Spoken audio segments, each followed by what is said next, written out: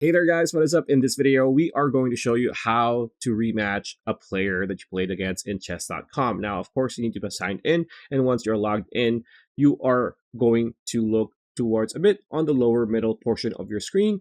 It's going to be under game history. Now, of course, you cannot rematch somebody that you haven't played against. So as you can see here, we did one game and we lost. So if you want to rematch somebody, you just click on this game under game history, like so.